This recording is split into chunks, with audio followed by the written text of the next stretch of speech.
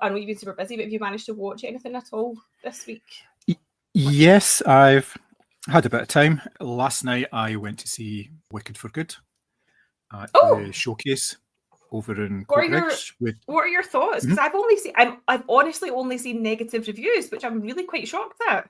It was surprisingly a very different film to the first one. I'd never seen the stage show because I don't know. Right, yeah. So it was a bit of a surprise for me. Anyway, Yeah. I was supposed to be going to see it in the press screening last Monday, but I was told, no, you don't do that by my daughter because she says everybody has to see it at the one time together for the first time. Right, and I was like, okay, fine. So sure, I bowed to peer pressure and just went on the Sunday. It's a much darker film than the first one. The first one is all sort of sweetness and light, and they're at the Oz University and all this kind of stuff, and it's all nice and bright. It's a lot darker, this one, because the themes in it are obviously people being misrepresented and made out to be bad, and there's bad and good, and like totalitarian regimes and abuses of power and things like that. There's sort of like hints of Nazism in there as well, with sort of the whole Oz thing. And you get how the Tin Man and the Straw Man and the Cowardly Lion actually come into being and all that as well, which I didn't know. Obviously, I didn't know anything about, so that was a bit of a surprise for me. But yeah, I enjoyed it. I thought it was very good. It was about 30 minutes shorter than the first one, which is always nice. But yes, I thoroughly enjoyed it, and the audience I was with thoroughly enjoyed it as well. It's completely packed, obviously, because it's the weekend. I can imagine, yeah. And like I said, at the showcase, when I went to book it, it was every 30 minutes.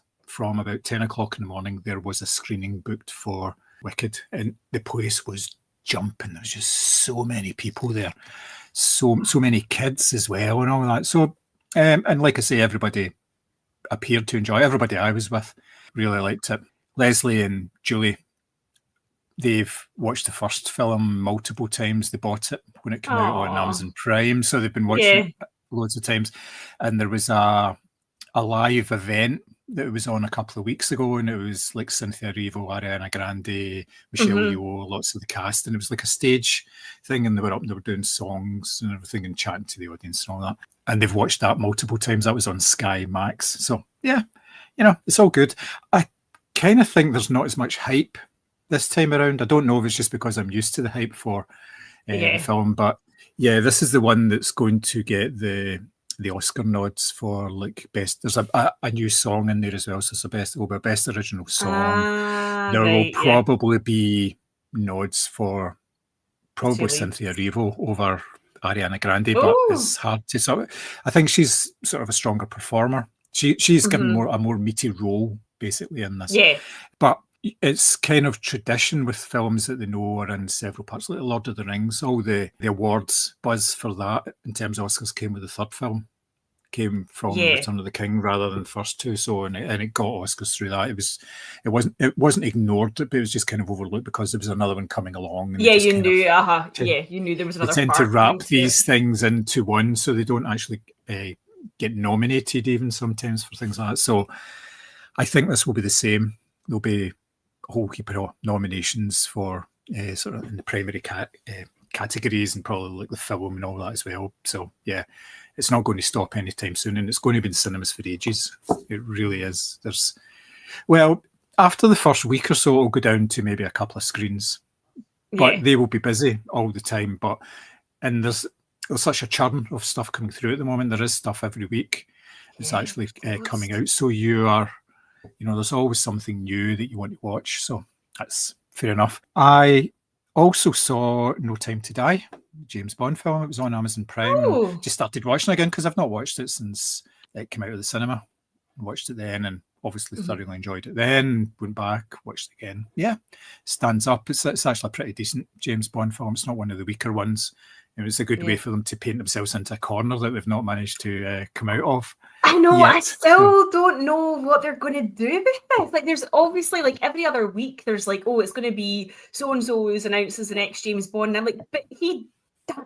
Like, how do you fix this? Yeah. Well, you get somebody like Stephen Knight in to do the screenplay. That's what you do. So you have to. So I'm sure he will have an idea, and obviously is it Denis Villeneuve? I believe so. Yeah. So that's a pretty strong sort of high-level team there. So that's not bad. Yeah.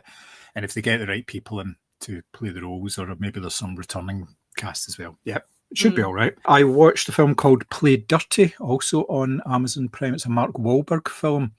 It's based on the character of Parker, which is a character from a book series. It's like thrillers and sort of crime stuff. And it's been about since the 60s, I think it is. Parker was the character in Point Blank that Lee Marvin played, and that with had to get $70,000. And Parker's been done a couple of times by various people. Mel Gibson's played him in a remake of Point Blank, which was called Payback. And Jason Statham has played him as well in a different film, or it was some slightly different to the previous two, but it's a character that there's loads of context for it. And this character in this story is based on the book series rather than a particular book, which is quite nice. It's all about a heist. There's a heist, and that happens, and it kind of twists a bit, and there's another heist that has to come after that. So it's all the story to do that. So it's like a caper, and Parker's this guy is just like completely relentless. He just keeps going no matter how injured he gets and things like that. So it was actually a pretty decent film. Is this new? Like, as in like a new iteration of the character? Yes, it's just this year. It's only been out for maybe about 2-3 weeks actually on Amazon. It went directly to Prime rather than going into cinemas. But it's got Lakeith Stanfield in it. Oh yeah, yeah. And Rosie Salazar is in it as well. She's the main female lead in it as well. So yeah, it was pretty decent stuff. It was a pretty good way to spend a couple of hours. That was Friday night. So yeah, that was quite nice. I did see Sisu, Road to Revenge, but I won't talk too much about it. I really enjoyed it. I thought it was a great film, but I'm not going to talk about it too much because I suspect we may pod that. We might. So yes, so I saw that. That was at the press screening. The second film at the press screening was Christie, which is a film about a female boxer. Yeah, that's bombing really badly in the wake of her. It's not doing particularly well. Eugenics jeans advert that she put out, which is, being disguised as a bit of sort of racist dog whistle. I definitely think that she thought this was like an Oscar baity type of film. Like, she doesn't look like herself. She's dowdy in inverted commas. And I think the backlash against all the other things has just not helped this film perform. No, you're right. She put on weight in order to take on this role because she had to be this sort of bigger character. So to be able to box properly. It's a story of it's a real life story of a boxer, a female boxer in the 1980s, going into the 1990s and the 2000s. And it's when she starts, there isn't any sort of sport really for female boxing. That's like, they're boxing at county fairs and stuff like that. And it's all small purses and things like that. But then it starts to progress. Larry King. Yeah, he gets involved in it. So the boxing promoter is Larry King. Yeah. So it's on the same bill as like Mike Tyson and things like that at Vegas and things. So it becomes much bigger. But it's all about her as a person and how she's overcoming these struggles, but also at the same time she's got her manager who's her trainer and her husband, and she's a lesbian as well, but she's kind of put all that behind her in order to do the boxing, kind of to be sort of a figurehead for female boxing. She has to be basically straight and everything, and she's always bad mouthing all these other boxers, calling them dykes and everything like that, and obviously she's got her own past, but her husband, and it's horrible. He's a horrible guy, just completely overbearing. And right at the start of the film, when they just get together, he says, if you ever leave me, I'll kill you. Kind of jokingly, and you kind of go, I don't think that was a joke. Yeah. So the film itself is actually fairly decent. The last hour of it is really sort of hard hitting. It's really, you're kind of going, fuck, what the hell is going on here? And she's really good in it. It's a really good performance for her, but like you say, it's been completely overshadowed by everything that's going on in the last year. And the fact that this isn't the first film this year of hers that has bombed. There was one that came out a couple of months ago, and it did really, really badly as well. And it wasn't really her fault. It was that was that Eden. Daniel Brühl is in it, and is it a Ron Howard film? They're stranded on the Island. That's it. What's her face is in it as well? Anna de Armas as well. Yep, Yeah, yep. that And disappeared it's without a not trace. done well. Yeah, that did really badly, and there was sort of high hopes for that to be like one of the films of the summer, and it's just not happened at all. So that's quite interesting. But she should be able to come back from it, but need to give it a bit of time. It's just because she's had all these films in the pipeline that she's been working on. They're all coming out at unfortunate times, I would say. Yeah. But she's going to have to kind of rehabilitate her image, I think, over the next year or so. Maybe step back for a while or whatever. I don't know. Well, she's got another film coming out at Christmas, which is the adaptation of the Frida McFadden novel, The Housemaid. It's her and Amanda Seyfried. So that's coming out, I think, either just before or just after Christmas. So it'll be interesting. I know that Frida McFadden is very popular on Book Talk. So I wonder if that'll be enough to get that film the numbers that she needs.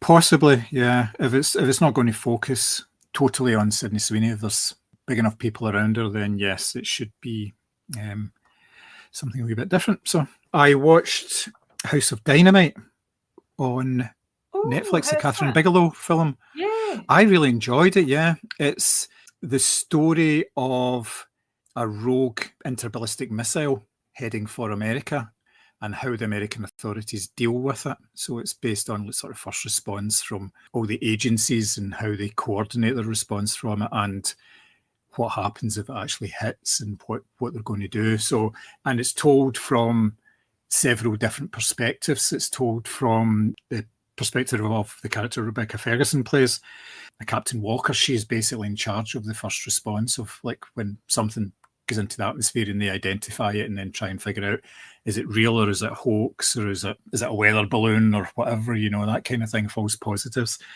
Idris Elba's the American president in it as well, who doesn't know quite what to do at times and all that. So there's like a lot of these things. There's playbooks for everything, basically. But when it actually happens in real life, the playbooks tend to get thrown out the window because people panic and they don't do what they're supposed to do and all that. So it's basically showing this story from several different angles, and it's really, really good. I really liked it. I was kind of intrigued by it because it got to about the 20-30 minute mark, and it was kind of like, I think this film's about to end, because it's like, it was coming to this conclusion and then it went and then back to the start, and it took it from somebody else's perspective, and the way that they interplayed with the first perspective and everything, and you get an idea of what certain things are happening, of what's going on in certain stories and how they'll kind of fit in. Yeah, pretty decent. Actually, pretty decent. Kind of like that, and that's on Netflix, like I said, and it's only just maybe about 2 or 3 weeks old. And trying to think, the last one I saw was a film called Pierced, which I'd seen years and years ago at the Sitges Film Festival. It's a horror film, and just give me a second, I will pull up. I can't remember the lead actor. Sorry, it's not Pierced, it's a film called Piercing. And it stars Christopher Abbott and Mia Wasikowska. Christopher Abbott is a happily married man who has got this thing about killing people.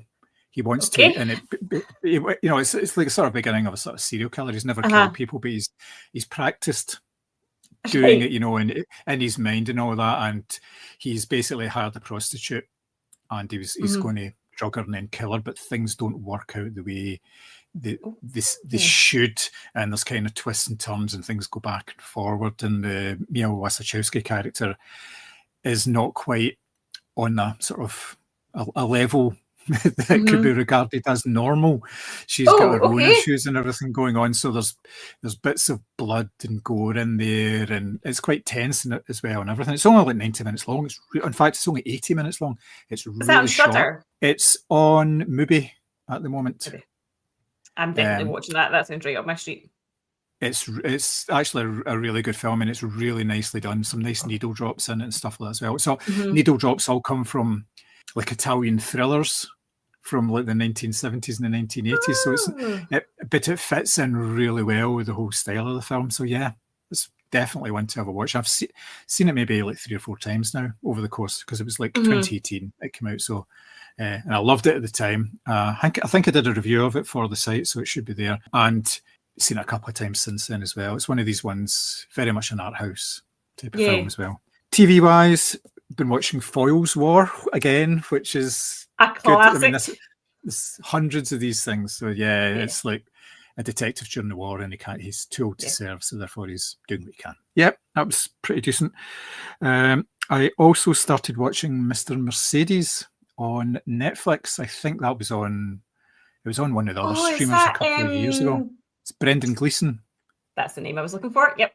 Yeah, he's a retired. One of the cases he was on before he retired was a guy in a clown mask driving a Mercedes. Basically, drove the car into a bunch of people that are waiting for a job convention to start. And this is like about 4 o'clock in the morning, and basically killed and maimed all these people, and then promptly disappeared. The case wasn't solved. He's now retired, and the guy who did it is getting back in touch with him, just basically taunting him. Yeah. So it's pretty good. I was quite surprised by it. I've only just started watching the first season of it. I think it's like 10 episodes or something, so it's not like super long. So you're not going to be like there for weeks and weeks watching it. So yeah, it's a good one. I'm going to watch that again. And there was Summer Water, which has just started on. I read 4. that book. The book was really, really good. It's like a novella. It's set in a Scottish like holiday park. Yes. Yeah. Yeah. Is it good? It's very strange. I've only watched the first episode of it, and it's the way that they've done. I don't know if they've done it in the book, but the episodes are based around people in certain cabins. So you're mostly concentrating on one family and this, and they've all got their secrets and stuff and things that has happened in their own lives. Why they're actually there in the first place? Are they getting away from things and all that kind of stuff? And it's pretty good, and I think I'll need to give it maybe 2 or 3 episodes to actually really get into it, because once you get the picture of what all the groups are and how they interact, same way like a House of Dynamite, then there'll be sort of a complete story in there as well, because it starts off with this fire. And this one of the cabins burns down, but you don't know which one it is. You don't know who, because you haven't been introduced to everybody and all this kind of thing. So yeah, enjoying that. I thought that was excellent. And that is me, which is actually pretty decent for a week where I've been reasonably busy. Yeah. So what about yourself? Yeah. In terms of TV, the only thing I have watched is episodes 3 of 4 of It, Welcome to Derry. I appeared on the Modern Horror podcast to discuss. Honestly, this show just keeps getting better and better. They have completely held back the presence of Pennywise. No spoilers there. He's just not been in the first 4 episodes, which I think is the right thing to do, because you really are building up this background, and there's lots of sort of like Easter eggs towards like The Shining, Shawshank, like all of the like the Stephen Kingiverse, going on. And I just think it's so well acted. Like, I know it's obviously drawn comparison to like Stranger Things because it's a young cast, but there's loads of other things going on in the background. There's like racial tensions, because there's like one, the lead character, Leroy, like he's the only black family in the neighborhood. The legend of Pennywise has somehow been linked back to like an indigenous spirit, because it goes back hundreds of years and talks about obviously like the Native Americans on the land, and recognizing that how clever is this? It appeared to the indigenous people as a white preacher, because obviously it appears as like your biggest. It's just, it's so good. And I'm so excited for the second half of the season, like in a way that I've genuinely not been excited for TV in quite some time, but it's so well done. There was some quite gruesome body horror in episode 4 as well that had us all wincing on the pods trying to discuss it. But it's just, it's a really, really good bit of TV. So I highly recommend, if anyone hasn't started it and thinks, the films weren't that good or whatever, like I feel like this is what Andy Muschietti maybe wanted to do with the films, but maybe couldn't, maybe because of studio interference or whatever. And he's just going for it now. So it's really, really, it's a great watch. So have you seen it?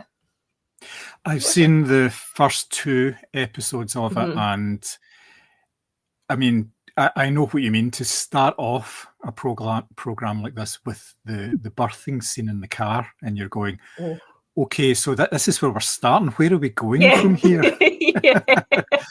And obviously there's the end of that episode and the start of the second episode where it's in the cinema, and you're going, fucking hell, it's just... So yeah, it's something And then, totally you get different. the You can John see T. why. music.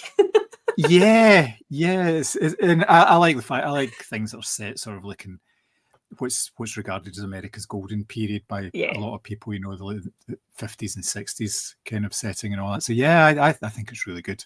I can't watch them back to back though because I just need to give myself a wee bit of space in between That's watching fair. them. Yeah, that is fair. So that's, as I say, that's the only TV that I have watched. Film wise, went to see The Running Man, which I'll not say too much about because I think we might pod about that as well. I was the Leonardo DiCaprio meme. Every time I saw Glasgow, I was like, but I will say that this is a film that I feel like the critics have got it really wrong with. So we'll be I would agree with you. interesting Yes, to talk about it. I watched Princess Mononoke for the first time. This is one of Chris's all-time favourite films and a bit of a blind spot for me in terms of Studio Ghibli. So we sat down and watched that, and as to be expected, I was completely blown away by, you know, the animation, the storytelling, the sort of morality tale that you were getting in amongst it all as well. And so I'm glad that I had the opportunity to sit down and watch something like that before I get swept up in Christmas films for the rest of the year, which is definitely how this is going, because the next film that I watched was Miracle on 34th Street, so that I could talk about it on the At the Movies in the 90s pod. However, I'm probably going to watch this again before Christmas because it's one of my all-time favourites. I don't think AJ was quite prepared for how giddy I was talking about this film. I love it so much. I've talked about it on this podcast, ironically, when we talked about courtroom dramas, not Christmas films, but I just think it is the perfect film. The 1994 version, of course, not the 1947 version. But yeah, I mean, Richard Attenborough is Santa Claus as far as I'm concerned, and nothing and no one's going to change that. So, and then in a complete emotional whiplash, the next film I saw was Sisu, Road to Revenge, which, like yourself, I'll not talk about in case we end up podding. And then for the Final Girls Glasgow Club, this month's theme was toxic friendship. So we all watched Single White Female to discuss, which we were just talking about how prime this must be for a remake, because obviously technology has changed so vastly since that first film was out. Like, you wouldn't be waiting on a letter, or you wouldn't be using dial-up internet. The first thing you'd be doing would be checking somebody's social profile. So apparently there is a remake in the works with Jenna Ortega, I think somebody said. Oh, cool. So I'd be really interested to see how that goes, because obviously it feels very 90s coded, but obviously classic sort of psycho female kind of trope, but done in a way that I think really, really works. Everyone was just waiting for that stiletto scene, like, yeah. So, yeah. Then on Saturday, I watched Train Dreams, which has just come to Netflix. That stars Joel Edgerton, Felicity Jones, and Kerry Condon. Oh my God, that blew me away. I was not expecting how much I loved that film. So Joel Edgerton plays a logger or a lumberjack, and it's set at the turn of the century in the States. So obviously, like, again, technology is changing, and the way that roads are built is changing, and he's sort of on a railroad trip with a bunch of other men, obviously, who are working across the country. They're away from home for a long period of time in order to sort of complete these builds. And it really focuses on, like, the danger of that type of job, not just the tools that you're using, but obviously the might of the trees themselves. And he experiences like a really massive personal tragedy, and there's just these lovely moments where he's just sitting taking in the scenery and absorbing what life is like at that particular, as I say, that this sort of turn of the century sort of industrial revolution type, as America obviously strives to make progress and build bridges and get trains going. And you've also got a kind of subplot of the racism towards Chinese immigrants who were coming over for work as well, and how they were disappeared. It was gorgeous. It's quite slow and quite gentle, so it's probably not going to be everyone's cup of tea, because I guess you could argue it's one of these films where nothing happens, but again, it's one of these films where also everything happens as well, and really, really good performances in it as well. So definitely worth, I think it's like a 90-minute, so worth seeking out on Netflix as well. Nice. I had the house to myself on Saturday night, so I watched Roman Holiday again, because that just felt like a treat. Just absolutely gorgeous. Like, to this day, I can't believe that they just plucked Audrey Hepburn from nowhere and cast her as this like perfect European princess with this gorgeous wardrobe and her little pixie cut, and obviously her chemistry with Gregory Peck is just to die for as well. We actually have the scene of her eating ice cream and him sort of coming up to tap her on the shoulder in her room, because I just love that, the the frame of that as well. It's just one of these Yeah. gorgeous classics. And I didn't realise that it was shot in black and white because they had no money to make it. I always thought maybe that was like a stylistic choice or something, but no, they had no budget. And so it was either, shoot in black and white and cast an unknown as the princess. And that's how, obviously, we got Audrey Hepburn. And Nice. to round things off, this is on BBC iPlayer. I had never seen Don't Look Now, and everyone obviously always raves about this film. Donald Sutherland and Julie Christie. All I have to say is, what the fuck happened during that film? Like, seriously, there were so many times where I was just like, am I missing something here? Like, what the fuck is going on? I felt like it was really badly acted. And there was like lots of weird zoom shots into people's faces and like the foreshadowing. And then the ending was just shit. Like, yeah, I mean, I appreciate this as a beloved film that I am obviously didn't have a good time with.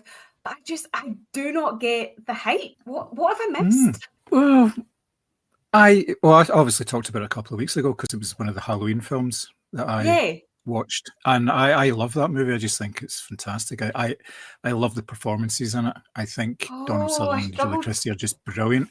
But I get what you mean, because it is very much of its time. I mean, it's a early 70s film. So. Yes. Yeah.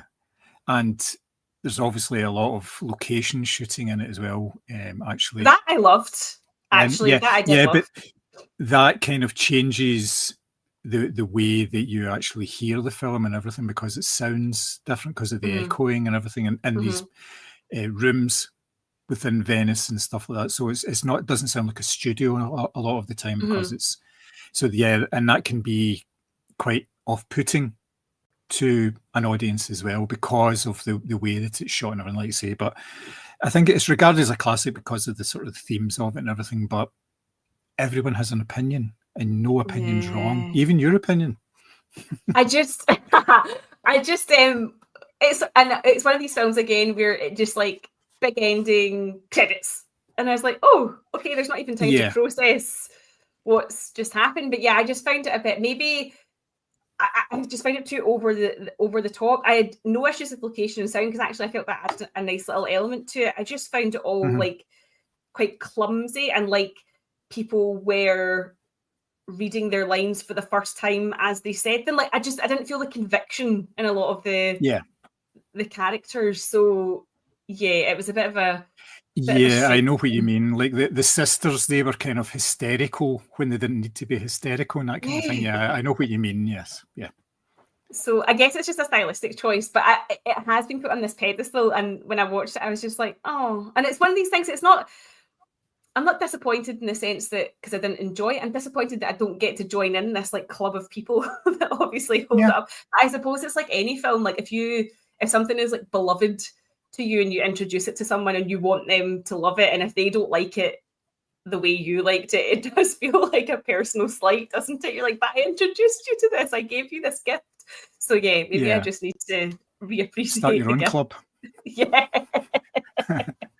people who don't look now. Yeah. It was the Groucho Marx quote, isn't it? I don't want to be a member of a club that would have me as a member of a club. Exactly that. Oh dear. Well, the next month for Final Girls theme is Christmas horror, and everyone's leaning towards Terrifier, so I think I might be bowing out of that particular group, because that's one film that I know I'll not be able to get through.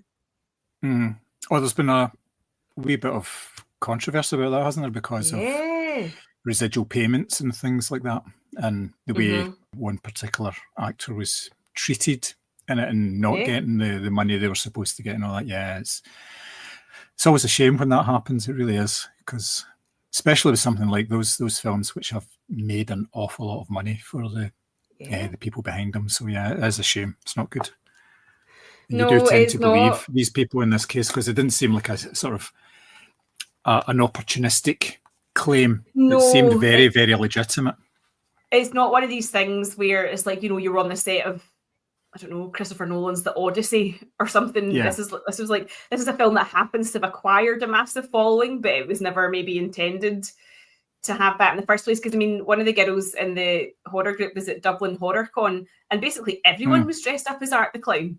Like everyone. I mean, it's got this immense following, and it's really a shame to hear of someone not being paid properly, which, you know, is awful. But then also things like, you know, consent regarding nude scenes and, you know, all that sort of thing. Like you would hope that this industry had moved on from, you know, stuff like that. Like, you know, you would expect that in like a 1970s, you know, type of flick where, you know, get the young actress to get her boobs out sort of thing. But it's really disheartening when you hear stories about that happening now, I think. I know, it's not good. It really isn't, because we should be doing better. We should be doing better as a culture, never mind better just in terms of the films and all that, because they've made strides. They've got things on track with a lot of the sort of the outputs from the Me Too as positive in terms of inclusion and making sure everybody gets what it deserves. And then you hear things like this and you're going, I haven't really changed at all. It's all the same. Yeah. No. It's not good. No.